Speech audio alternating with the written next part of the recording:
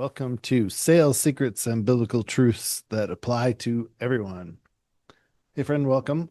This is the Bo Leadership Group podcast where we believe that leadership isn't about power, it's about positive influence. We'd like to update your leadership education and bring a return on that work that you do on your leadership, and getting a return on work where you can get satisfaction and maybe even bigger pockets is what today's show's about.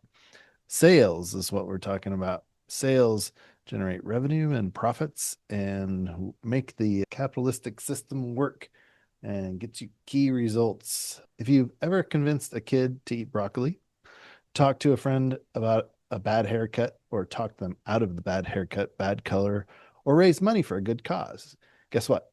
You're in sales. You're also in leadership. The best part, leadership investments pay dividends, whether you're investing in your personal growth, your professional career, or even your church life. The return on a leadership investment is real, and it gets compounded just like money in the bank. Every time you invest in growing your leadership, it pays off across all areas of your life.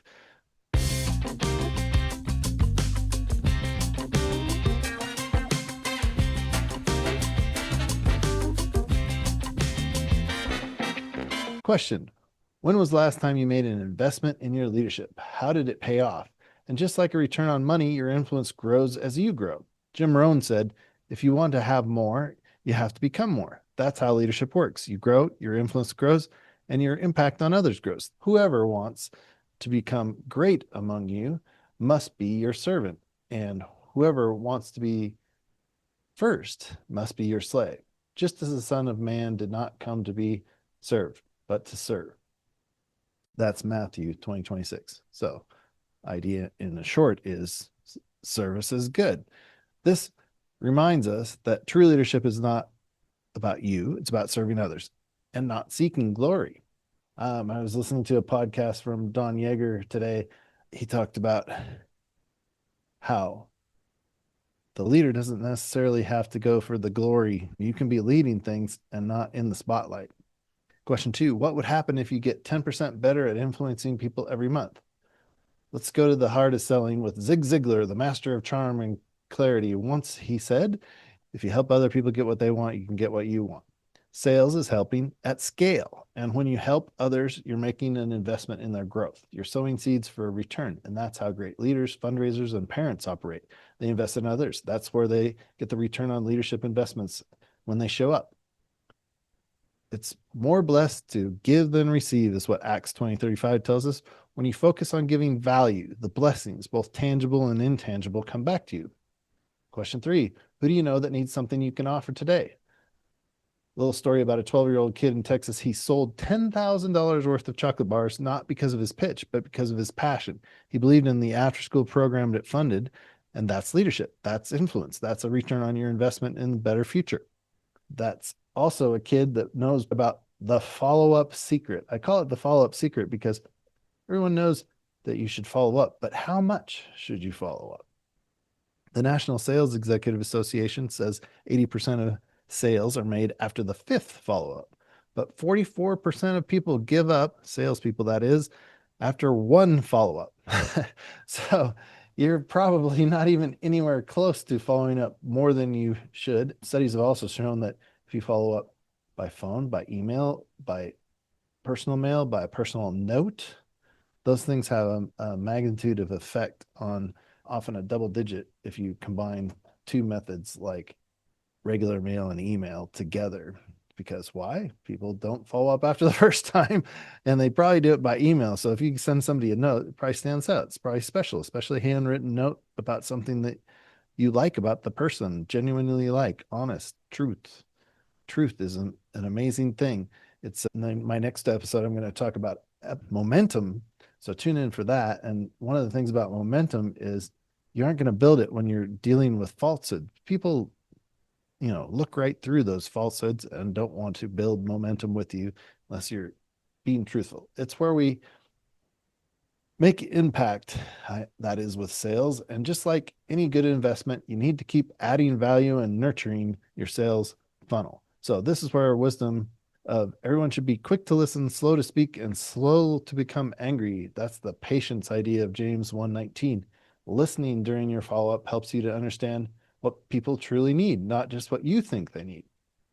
In Neil Rackman's Spin Selling, he emphasizes that listening uncovers needs, and those needs are what sell things far more than products and features that you slam down their throat. I had many client tell me when I was doing well in sales that part of what they liked was I listened and helped them rather than show up and say, hey, you should do this cool statistical technique with me, or this idea I have is what you should do. If you have somebody that is a big purchaser and they're purchasing things all the time, they probably know exactly what they want. And if you just listen, they might help your sales career. When you address what somebody truly needs, you're not just selling, you're solving. That's what trust and influence is. That's when trust and influence are going to grow. Question 4, are you quitting too soon on people who just need a little bit more time? That's the patience concept. You get more sales from existing customers and friends, and you already have customers, you already have fans, you already have supporters, and they want you to grow, I hope. So sell more to them and add value, serve them better. Ed Milet calls this maxing out, and I totally recommend Ed's book, The Power of One More, which might mean one more phone call, one more follow up, and one more person that you say, I love you to in your personal life. Give that one more little extra effort, show that you care. In general, do what others aren't willing to do for as long as it takes. It's the same with leadership investment. The more you invest in others, the more you get back, not in a transactional way, but in a relationship, trust, and loyalty way. Better a little righteousness than much gain with injustice. Proverbs 6:16-8. Serving others with integrity builds a foundation for lasting impact. So question 5, what's one small way you could add 10 times the value to someone already in your world? Exponential growth. This is something I talk about a lot. When I used to speak at American Marketing Association or other places like that, I felt like it was important to touch on it because where I got a return on my investment in research for customers was helping them to understand how to do exponential growth. And I heard it a lot that, oh, a guy already told me about that. I already knew that. The difference between knowing about it and doing it are really big. And I must admit that I don't always execute as well as I'd like on exponential growth. And it takes looking at your customers and then getting customers to buy more per purchase. So, how can you add value? In the research world, you often are selling qualitative research and quantitative research together as a package. So, that's one way you can sell more in research. But bundling in general is a way to sell more. So, if you're selling a printer, sell it with ink. If you're selling a drink mix, you sell it with a package of something else that is of value that somebody wants. The value meal for McDonald's that's going on right now because people are a little bit uncertain, not going to the sit down restaurants as much. They're able to bring the value menu back again, and people are going to like that. And it increases the value and makes people buy more frequently. So that's the other part of exponential growth. They buy more often. Here's the thing, exponential growth doesn't just happen by chance. It's a result of small, consistent investments in the right areas. Think about my dog's relationship with my wife. At first, my wife wasn't very keen on feeding the dog or letting her on the furniture. Fast forward 7 years, and the dog's daily investments of affection, companionship, and persistency pays off. Now, my wife feeds the dog better food every day. We just had the 4th of July. The dog was on my wife's lap. It's not a small dog, it's a Griffin. It's pretty big hunting dog, and she was on my wife's lap. She cleans and chops up carrots and beans, and recently I was going for the carrots and she said, those are for the dog. So this exponential growth is in action with my dog. Consistency, adding value every single day. The dog increased her influence, and now my wife's experience has grown exponentially too. It's a genuine love fest. All hard work brings a profit, but mere talk leads only to poverty. Proverbs 14:23. Consistent effort, not just words, drives exponential results. That's the hard part. Question 6, what would your life look like if your influence grew exponentially just by adding value every day? Let's think about fundraising with heart. Fundraising isn't begging, it's about enrolling people in a vision. My father was a record breaking fundraiser, and he said when it's simplified, you show up to the people who can make a difference and have something reasonable to say. Recently, I got to shake the hand of a billionaire, and that billionaire mentioned my father in his speech as influencing him for his first major donation.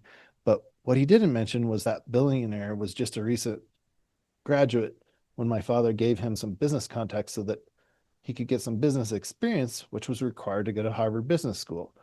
He was a great guy, easy to recommend, and he deserves all the credit for everything he's done.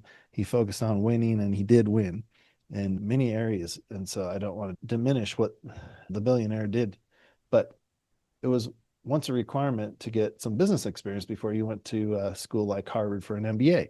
And I'm sure it's still preferred today that you have some business experience when you go to a business school. And that's part of why I was asked to teach at business schools. It was because I had a lot of experience with big clients that had real decision making problems. So they hire a researcher like me to help them with the decision. Whether you're selling cookies for school or raising millions for cancer research, remember, people don't just give to needs, they give to dreams. People want to know that they're making a difference. And that was one of the things that this billionaire mentioned in the speech that he gave 2 months ago, I guess. When you listen, what people care about, as we talked about with Neil Rackman's spin selling, it teaches you to uncover their dreams and needs. That's what inspires them to give, not your cause, but the vision that you share with them. Question 7. What dream are you inviting people into? And today in Don Yeager's podcast, I also listened to an individual talk about enrolling people into a dream that's bigger than themselves is part of how you get away from the golden handcuffs, right? If you're a realtor, real estate broker, that business can own you if you don't have a bigger goal and develop your leadership skills so that you can help others to achieve their dreams. And if you help others to achieve their dreams and build your team, then you might have the opportunity to leave the office once in a while. Is it really winning if you're working so many hours as a realtor, you're only making $1 an hour? I hate to say it, but there are a lot of people that are making minimum wage as real estate brokers because they've not developed the team mentality and helping others so that you can live a better life. Kids can often sell better than adults. They're honest, persistent, and unafraid of no. If they have a big enough why. Zig Ziglar told a story about a little boy who wanted a bike so bad he sold lemonade in December. You can see that kid, right? He's so excited about the bike that he doesn't care how cold it is. And he only knows how to do a lemonade stand. So he uses that. But that kind of persistence comes from believing in the dream, not just the product. And make it a game, making it fun. Selling can be fun if you gamify it. One of my favorite sales trainers used to talk about duct taping yourself to the phone so you can go to the bathroom only after you've made your calls. Today, people tend to email only and not make calls, but back in the day, it was a landline and you really could take the receiver with a wire on it and tape it to your hand. Jim Rohn used to track how many no's he could get in a week because he liked the idea of a no, and a no was a stepping stone to a yes. So he thought it was progress, and people like tallying phone calls in their subconscious. I'm not saying they like it consciously, but in your subconscious, you can see the progress. You're actually making some progress. You're doing something that shows your progress when you just tally the number of calls that you have. And it can make the rejection seem less if you like tally the rejections and that as progress towards your goal. You're actually doing something towards your goal. And I managed call centers and people on projects calling all day long. And back in the day, before there were a lot of fancy gatekeeping electronics and voicemail systems, a person could make 40 calls an hour pretty regularly. And brokers for stock brokerage firms often were doing a couple hundred calls in the morning. You can do a lot more than just one phone call as part of what we're talking about. Influence is leadership. You don't need a title to lead. You don't need a podium to influence. If you care about people and you want to make things better, you're a leader. And if you believe in something better, you're a salesperson of hope. So, question 10, what are you selling the world on right now? Fear or hope? I had a friend that told me about they were having some anxiety and I was trying to help them and going through the things that we as humans need to think about sometimes, how gratitude kills a lot in terms of like when I think about, oh, what was me? Not really. I'm not in a wheelchair. I can move around easily. And there are people in wheelchairs that do and accomplish way more than me. And I've met people that are on the public speaking circuit that make more money than me in real estate and public speaking and everything else, and they have no arms or legs. Now, that is a challenge. Are you fearful or hopeful? And it starts with that hope, right? Hope that he can have a better day. My friend with anxiety was like, his days aren't good, and he's a multimillionaire, but he's got golf. His best thing in his golf game isn't going well. Come on, people would love to have his life where he golfs 6 days a week. Create a strong team. Let's take this a little step further. I want to build a team, a group of people who can come together and invest in multifamily real estate. We're talking about a team with different skills: underwriting, capital raising, finance, maintenance, and banking. To make a stellar deal, you need to have the best out of everybody, right? Not just in real estate, because every person's role is essential to the success of the whole team. Leadership investment means giving each person the tools and encouragement that they need to shine in their role. That's where listening, as Rackman teaches, becomes critical. Why truly hearing each team member and their needs and their strengths so that you can align their contributions to the team's vision, creating exponential results. That's where your return on leadership investment really comes to life. When you can empower others and they empower you to get a return. When a team works in harmony, the results can be exponential, as we talked about. Question 11. How can you use your influence to bring out the best in each person on your team? When I worked for Nautilus, they were really growing in their stock and they were on their way up, and I was hired to help with marketing and segmenting markets. I did this in a needs-based way. Think about a treadmill. At one point, Nautilus made the Reebok treadmill, and it was co-branded with Reebok, and it was at a lower price point than, say, a medical grade treadmill where your doctors might put wires on you and test your VO2 max and tubes and wires on you. But the needs why someone would buy a treadmill depends on them, right? One person might want it for weight loss. One person might want it for the medical clinic. One might want it because they had a heart attack. One might want it for a stress reduction. Somebody just may want a running high. Some people might be avoiding walking in bad weather. Some people might be training to walk the trail in Spain or walk around Mont Blanc is another one that was on my bucket list for a while. But anyway, your needs could be vastly different for why you would get something as straightforward as a treadmill. So, why real estate is a solid investment. As I mentioned, I'm looking for a multifamily real estate deal, and I would love for you to find me a great deal. And building that cash flow is what it's about, right? So, you don't buy real estate that doesn't cash flow. That's basically rule number one. Rule number one is location, location, location. Rule number two is it cash flows. That's what we talk about when we're talking about multifamily or rental properties. But let's say I find something that cash flows and it builds the wealth that I could really make a difference in the world. That's what I want. I want to be doing great things. But when I wrote this podcast, I was on day 6 and I recorded this podcast and my microphone wasn't hooked up. As a friend of mine who's a consultant said, if you have a Shure microphone, it's sure to fail. But looks like we're green light right now. So I hope everything's working well. I put off where I was in terms of my goal setting for my multifamily. I even changed to July as where I started from June just to make myself feel better because I hadn't made the progress that I wanted. Sometimes we do put things off a little bit. Funny how we procrastinate and negotiate with ourselves, right? One of the ways you get deals and work is by bringing in other investors.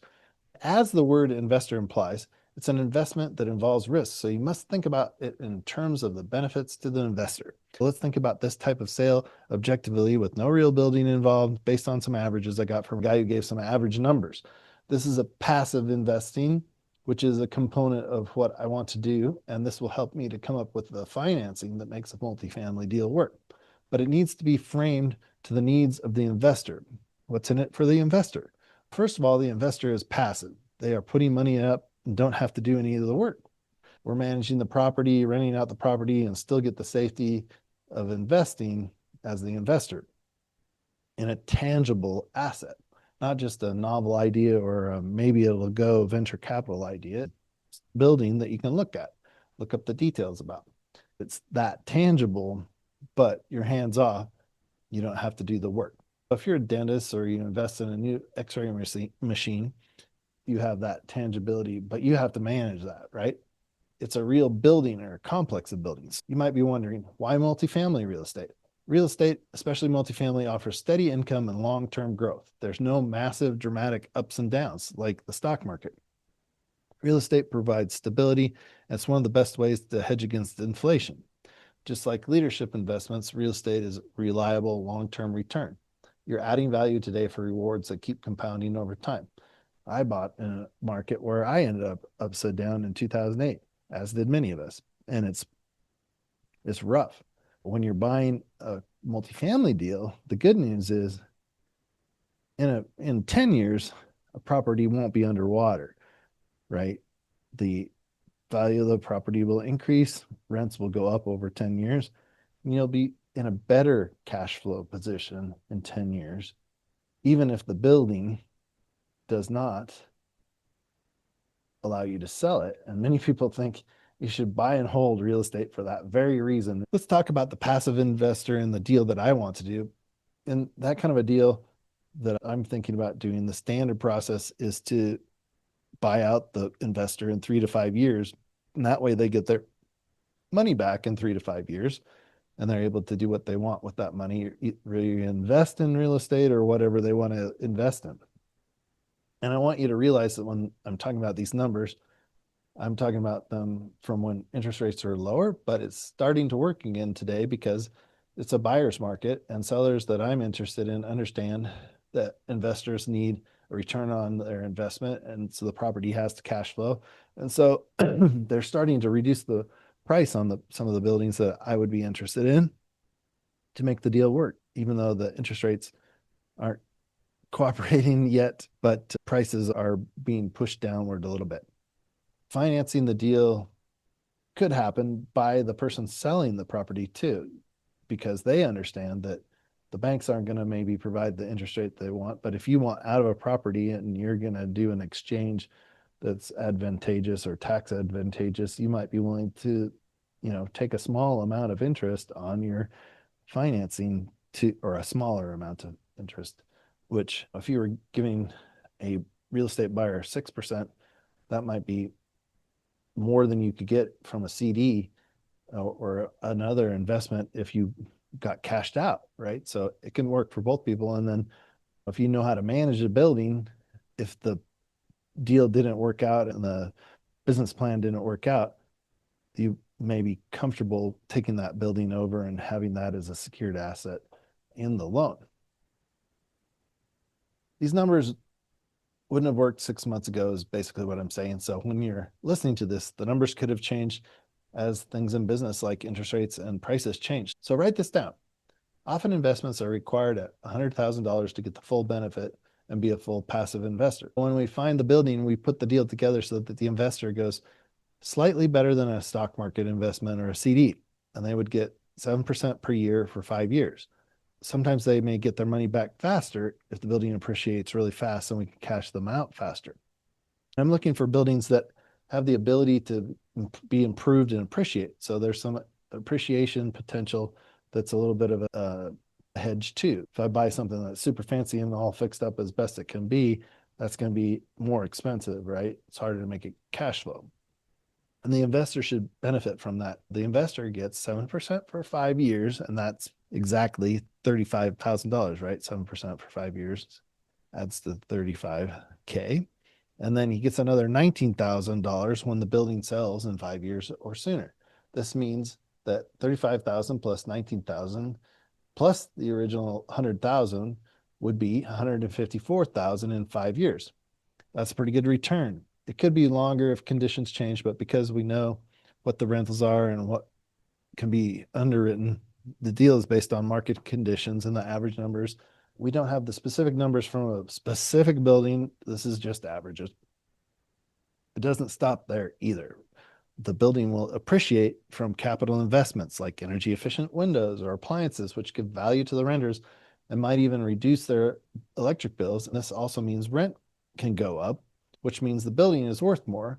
But the kicker here is that for a dentist with a W-2 or a high earner with a W-2, these investments may mean that you pay fewer taxes. So if that were not good enough, sometimes investors can be part of the group that actually buys the building after the 5 years. Amazing how many different ways real estate can pay. I've heard about doctors and dentists who pay zero in taxes is pretty amazing. You'd want to structure the deal and have it be structured as an LLC so that if a comet hit the building and you lost everything, you'd only lose your regular $100,000 investment in the deal, and your personal assets would be protected, so your family would be protected. There are other complications like that to think about. But if it's a large enough multifamily building and run like a business, that LLC concept is also worth noting. It is a business. Whereas if you were to buy a duplex, you probably are going to use your personal credit, and they probably want to secure it with your personal home. That's a lot different than $100,000 and then having a return of $154,000 in 5 years. And I don't know anybody who has lost out completely with their investment in real estate, but I do know some investors who do lots of deals that have had situations where they've had to come back to their investors and say, hey, it's going to take 7 years to get us where we want to be exactly on this. But that same person has had also deals where it's 3 years and they are able to reappraise the building because they were able to raise rents because of capital improvements. And not only that, the person that invested 154,000 makes the money on the 154,000, but they also offset their personal tax liabilities because of the cost segregation that's available. So cost segregation is something to look into with ChatGPT and how it works with real estate. I just bring up the LLC concept, and this applies to all kinds of business because you never know what kind of major problems might happen, like fires or floods or things uncovered by insurance. And I see it too often where an entrepreneur goes all in on an idea. They have zero sales. This is very common. They have zero sales and they go all in on something because they're convinced, and their friends and relatives have said, yeah, it sounds like a pretty good idea. And they take that as market research. And it's not necessarily market research if Elmer, who has never done a business in his life, says that sounds like a pretty good idea. And so don't leverage something against your house. Make a business plan out of it and base it on sales and test it out. Can a salesperson actually sell this? You can actually hire a sales representative to test it out for you. Don't just go all in and leverage your house. So question 12, what would it mean for you to create a steady, dependable income without the drama and high risk of ventures? So let's wrap this up and take some action. Here's your simple plan to make an exponential impact. Follow up 5+ times this time with somebody. Serve your current people better. Add value before asking for more. Invite people into your vision, not just your product. Question 13, what's the first step you're taking today to grow your influence and build your team? Let me wrap up with a final story. A few years ago, I took a class from Jerry Hocutt. I think this is super interesting. He was a master salesperson for McCaw Communications, #1 salesperson for them. If you remember that group back when doctors wore pagers in Washington State, he was the top guy, and I think he was like West Coast representative. I don't know what his territory was exactly, but he was the #1 salesperson for a major company that totally influenced the wireless world. His methods transformed my sales approach. And one thing he taught me is how to deal with rejection, embrace it, even make it a goal. Just like Viktor Frankl's paradoxical intention. Look up his paradoxical intention, but Jerry taught me that, and to make rejection a stepping stone, not a stumbling block. It's a mindset shift that works not just in sales, but in life. When you realize that rejection is a stepping stone, you might notice that the people who are doing big things often receive some rejection, just like the top salespeople, politicians, and the top fundraisers, and even a little kid in Texas selling lemonade in December. Thank you for tuning in to this and other leadership podcasts so you can grow your leadership skills and get a return on your efforts in all those places that you wanted to have influence. Bless your week.